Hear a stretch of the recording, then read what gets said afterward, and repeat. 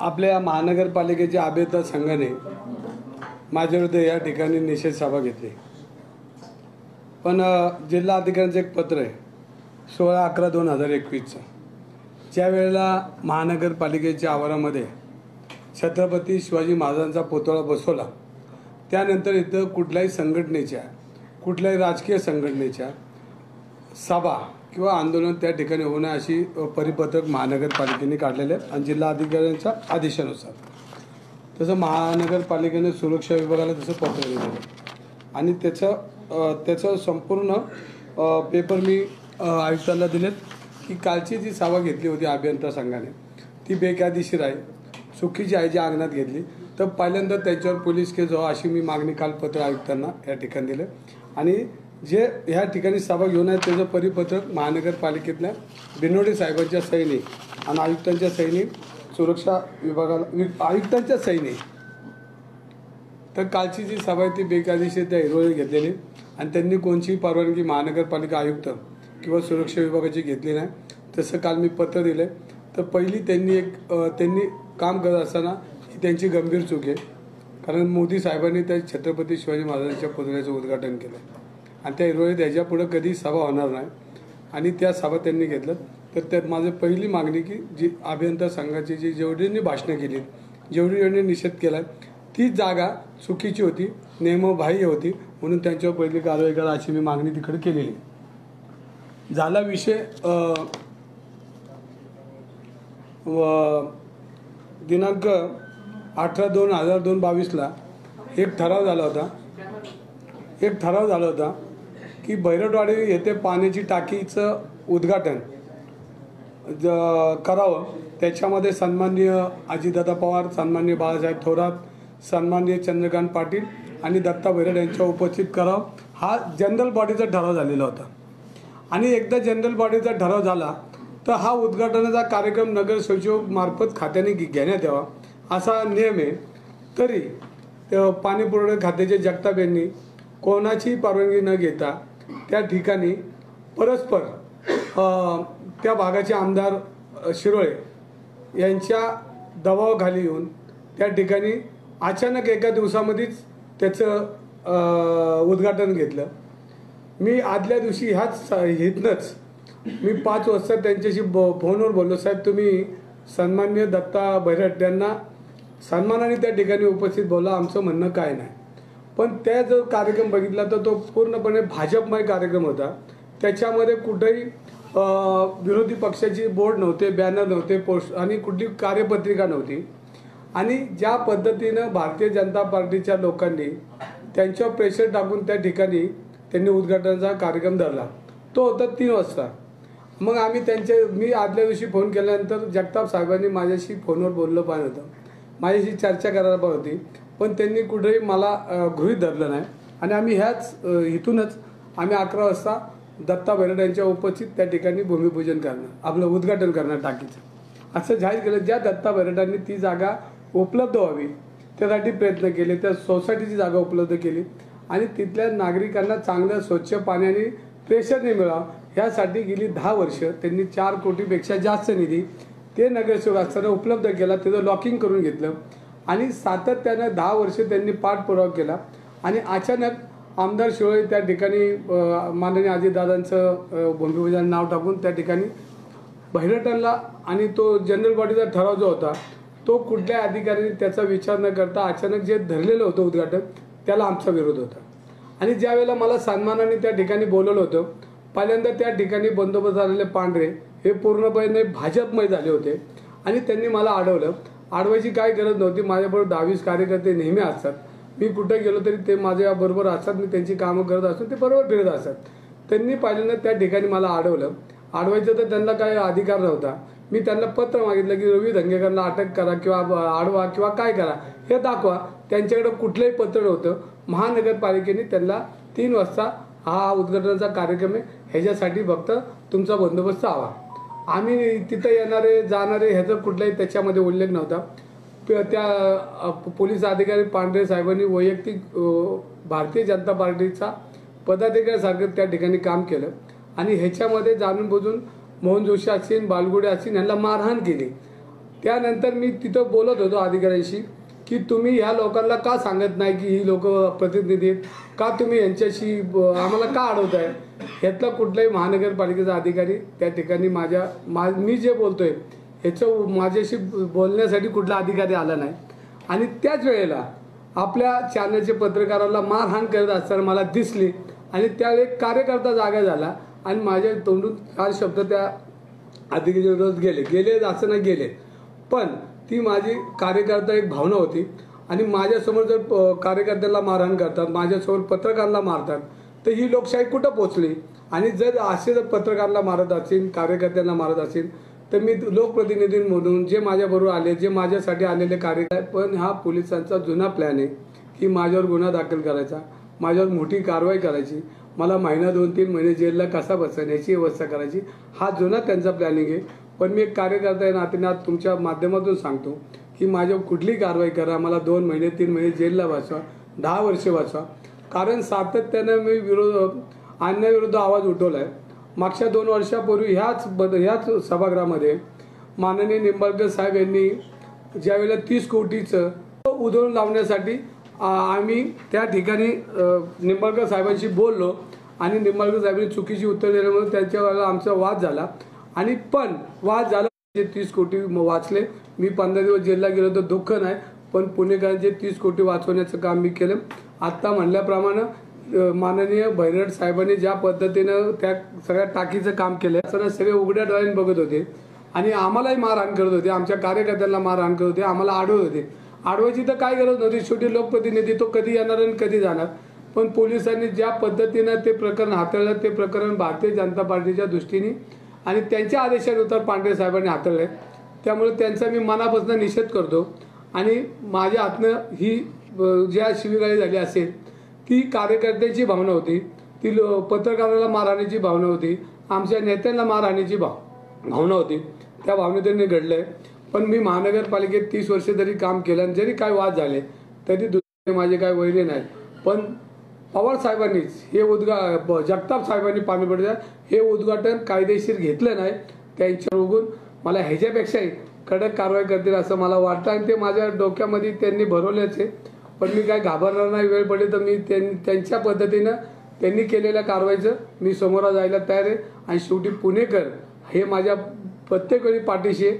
आणि मी ज्या वेळेला माझ्यावर अन्याय होईल तो पुणेकरांना अन्याय होईल, तो माझ्यावर नाही. मी पुणेकरांचा कार्यकर्ता आहे, पुणेकरांचा लोकप्रतिनिधी. आणि 30 वर्षामध्ये माझ्यावर अनेक खोटे गुन्हे दाखल झाले. आणि मी जरी भांडलो असेल पण ते समाजाच्या हितासाठी भांडलो, कार्यकर्त्यांच्या हितासाठी भांडलो. माझ्या वैयक्तिक भांडणासाठी मी आयुष्यामध्ये कधी पोलिसांशी किंवा पत्रकार आपलं प्रशासनाशी भांडलो नाही. कारण आज ह्या उद्घाटन घेताना जगताप हे घेऊ शकत नाही. नगर सचिव खात्यामार्फत याची पत्रिका निघती, तसे निमंत्रण जातात आणि हा ठराव रन होतो. तर त्यांनी जी घेतलेली उद्घाटन हीच चुकीचं होतं आणि कायदेशीर कारवाई जगतापांवर झाली पाहिजे. तुम्ही आरोप करत आहे आमदार साहेब, पण मग याच्यासाठी तुम्ही पोलिसांकडे तक्रार केली का, याच्याबद्दल गुन्हा दाखल होतोय का? 2 दिवसापूर्वी मी आणि आमचे मोहन जोशी असेल, बालगुडे असेल, वीरेंद्र किरड असेल, आम्ही आयुक्तांकडे त्याची तक्रारी दिली. नुसती तक्रार दिली की पत्रकाराला मारहाण करणारे फोटो बी दिलेत, कार्यकर्त्यांना मारहाण करणारे फोटो बी दिलेत. आणि मला अडवायचा तर प्रश्नच येत नाही. मला ज्या पद्धतीने अडवलं ती पद्धत लोकशाहीला घातक आहे. एक लोकप्रतिनिधी, एक आमदार या नात्याने त्यांनी मला आज सोडवायला पाहतं. मला माझ्या घरी गेल्यानंतर मला पत्र आलं होतं की पोलीस आयुक्तांशी केला पाहिजे. ज्या पत्रकाराचे माईक तोडला, वायर तोडली, तुमच्या ह्याच्यामध्ये मी बघितलं, तुमच्या चॅनलमध्ये अख्ख्या जनतेने बघितले. अशा पद्धतीने जर मारहाण होत असेल तर लोकप्रतिनिधी आणि जे आपल्या संस्था आहे पत्रकारांची, त्या संस्थेला बी घातक हा विषय. हा माझ्या एकट्याचा ही ज्या पद्धतीनं ही आता आलेली ही रूढ भारतीय जनता ही नसेनाबूत जर नाही केली तर लोकशाहीचा शेवट अंत होईल असं चित्र उभं कालच्या उद्घाटनानिमित्त दिसलेलं, त्याचा निषेध करतो. नाही, तुम्ही म्हटले की तुम्हाला भीती आहे की तुम्हाला अटक करतील, आतमध्ये टाकतील, ही भीती कसली म्हणजे त्यांना? सातत्यानं माझं वाढते लोकप्रियता आणि पुणेकरांनी गेली 30 वर्षे मला सातत्यानं मदत केली, मला नगरसेवक केलं, आमदार केलं. भविष्यामध्ये मला अजून काहीतरी देतील ही त्यांना भीती वाटते. म्हणून माझ्यावर जे आत्ता गुन्हे आहेत हे सगळे आंदोलनाचे गुन्हे. ते प्रत्येक वेळा राजकीय गुन्हे करून 353वर नेलेले आहेत. कालची शिवी काय 353 होत नाही. एखादी शिवी दिली तर त्याची नोटीस दिली जाते, त्याच्यावर गुन्हा दाखल नाही होत 353चा. पण हा 353चा गुन्हा हा जाणून बुजून केलेला आहे. शिवी दिलेला कायदा काय सांगतो की एक नोटीस देऊ शकतो आपण, पण 353 मी सरकारी कामात अडथळाच नाही केला. सरकारी कामातला मी प्रतिनिधी आहे आणि मी ते निमंत्रक आहे, त्यामुळे मी काय सरकारी कामात अडथळा करणार, कारण सरकारच्या बाजूनेच मी होतो. त्यामुळे चुकीच्या पद्धतीची ही कलमं टाकलेली आहेत. ही कलमं भारतीय जनता पार्टीच्या आदेशाने माझ्यावर कलमं आलेले आहेत. त्याला मी काय घाबरत नाही, त्याला काही भीक घालत नाही. जे काय व्हायचं ते होऊ द्या, त्याला मी समोर जाईन. कारण लोकशाहीमध्ये शेवटी जनता ठरवते आणि यांचा काय लय दिवस हा काळ राहणार नाही हुकुमशाहीचा. माझ्या मतदारसंघातले 15 कोटी सचिवाच्या मार्फत चंद्रकांत पाटलांनी काढून नेले आणि शिवाजीनगरला 5 कोटी दिले आणि पर्वतीला 10 कोटी दिले. ही लोकशाहीवर केलेला अन्याय आहे. माझे मतदार हे माझ्यावर अन्याय करा, पण माझ्या मतदारांना अन्याय करू नका. ही सातत्यानं गेली की 8 महिन्यापासून हे लोक मला त्रास देतात. माझं जी कामं चाललीत ती कशी अडवता येईल, दंगेकरला कसं लोकांना अडचणीत आणता येईल, लोक कसे याला शिवाय देतील, ह्याच्यासाठी सातत्यानं प्रयत्न करतात. पण जनता उघड्या डोळ्याने बघते. ते मला न्याय जेव द्यायचा तो देतीलच. कारण आज पायाभूत सुविधासाठी मी पोलीस आपले आयुक्त खेरमनार साहेबांना घेऊन पाणी केली. बाजीराव रोडवर खडक पोलीस स्टेशनच्या हद्दीमध्ये आज रस्त्यावर गेली 5 वर्ष पाणी वाहतंय. वरती स्वच्छ पुणे सुंदर पुणे लिहिलंय आणि 5 वर्ष त्या ठिकाणी पाणी वाहतंय. ह्याची पाणी सकाळी आम्ही केली. पण सातत्यानं जनतेसाठी मी अधिकाऱ्यांशी भांडलो तर ती तात्पुरती भांडणं असतात. तो एक राग असतो, पण ते कायम आमची काही दुश्मनी नाही. माझी त्यांच्याबरोबर दुश्मनी नाही, त्यांची माझ्याबरोबर नाही. पण आता ज्या पद्धतीने आता हे राजकारण चाललंय हे दुर्दैवी राजकारण. अधिकाऱ्यांचं म्हणणं आहे की तुम्ही शिवीगाळ करू नये.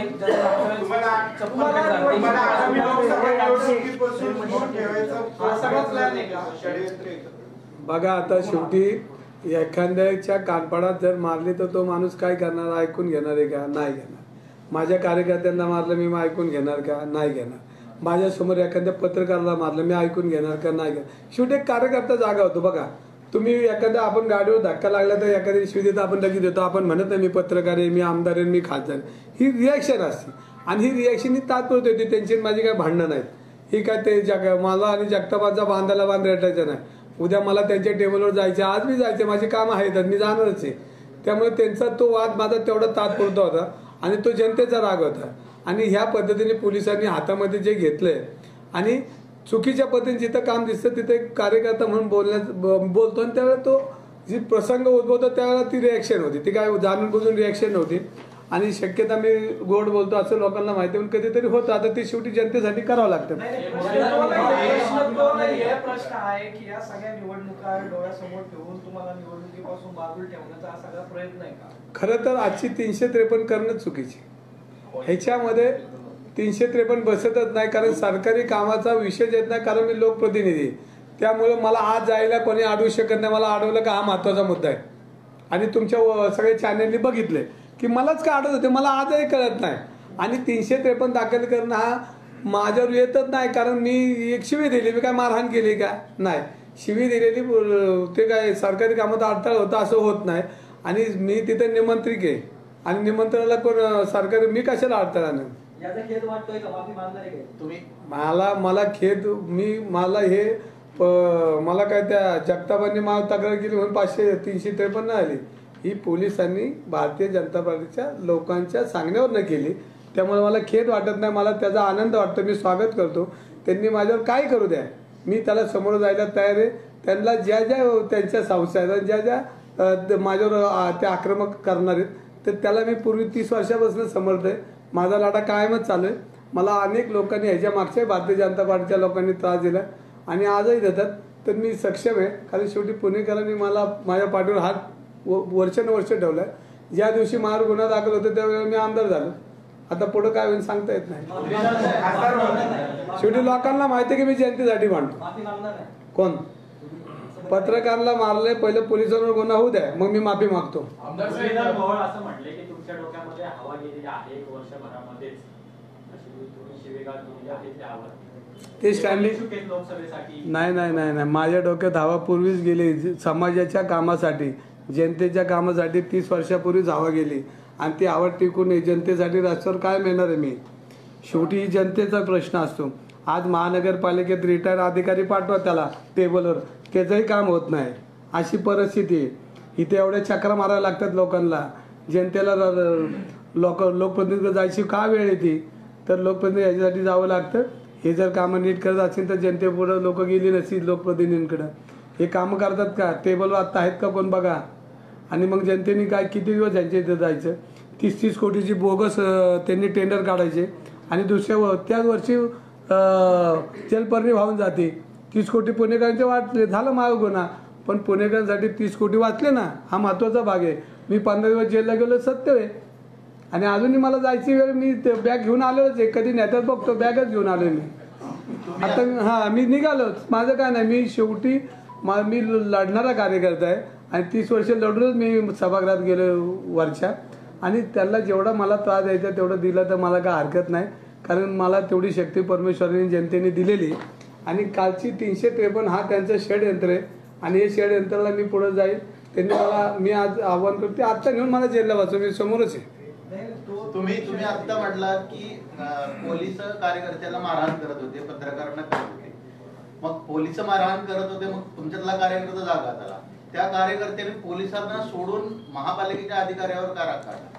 मी पोलिसांवर बी कारवाई करा मागणी केली. मी त्या जागेवर निषेध केला पोलिसांचा, त्या जागेवर केला. तुमच्याकडे कोणाकडे बाईट असेल माझी.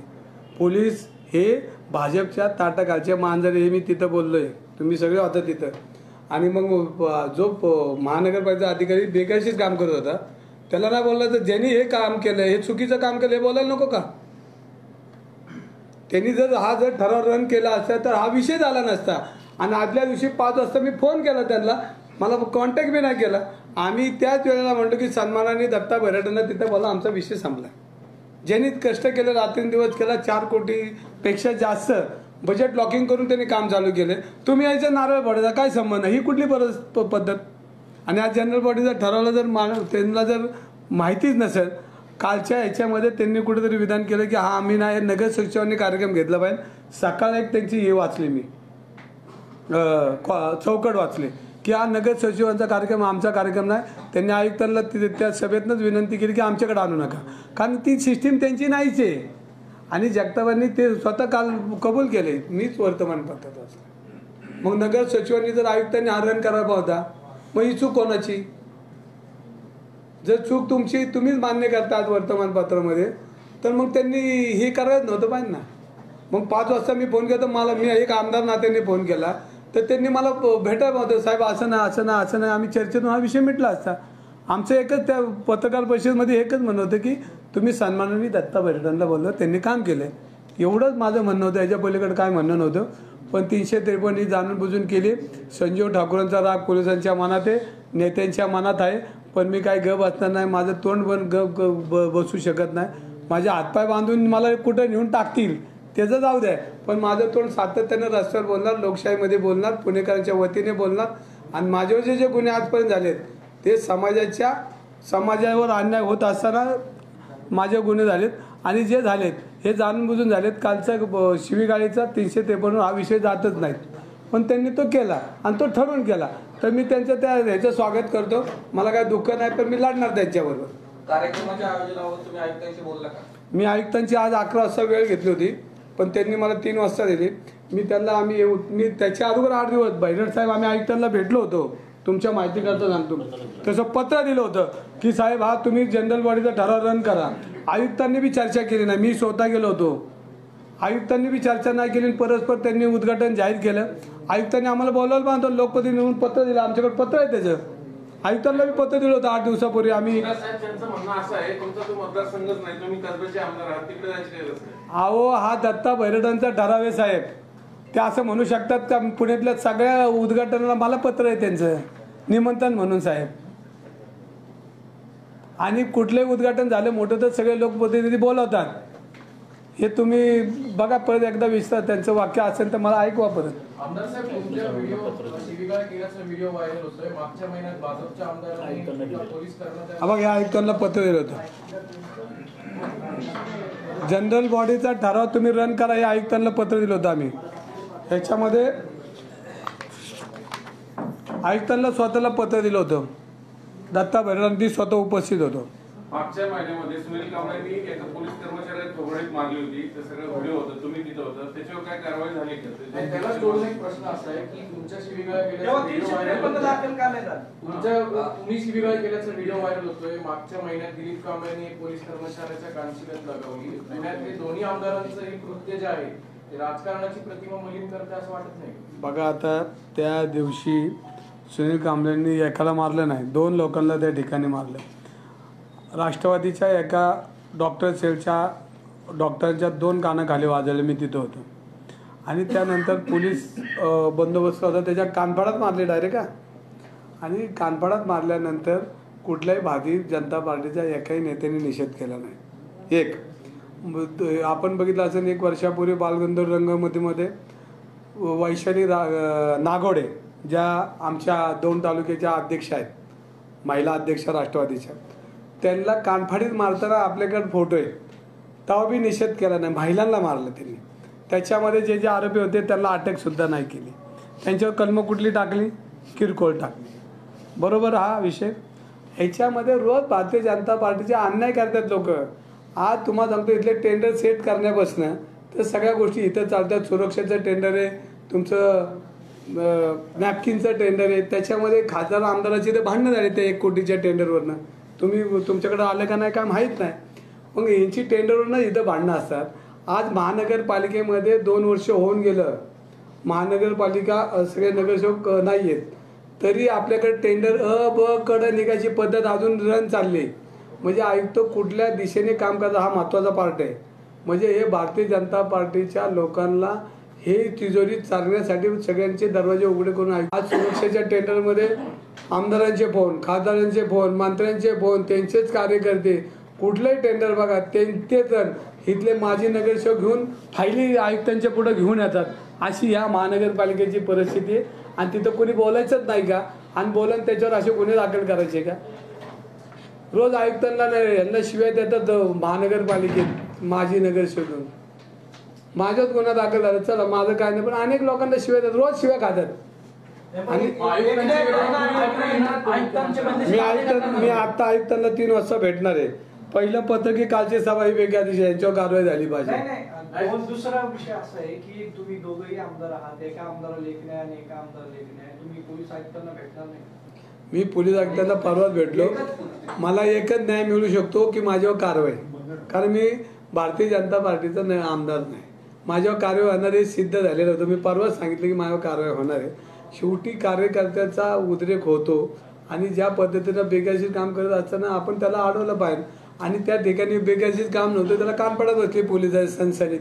त्याचं काय नाही, त्याला माफ आहे, मला माफ नाही. म्हणजे दंगेकरांना सगळी भाजप घाबरली असं म्हणायचं? ती पहिलीच घाबरली, ती काय आज नाही, नवीन नाही घाबरली. तुम्ही निवडणुकीत बघितली, सगळीच घाबरली.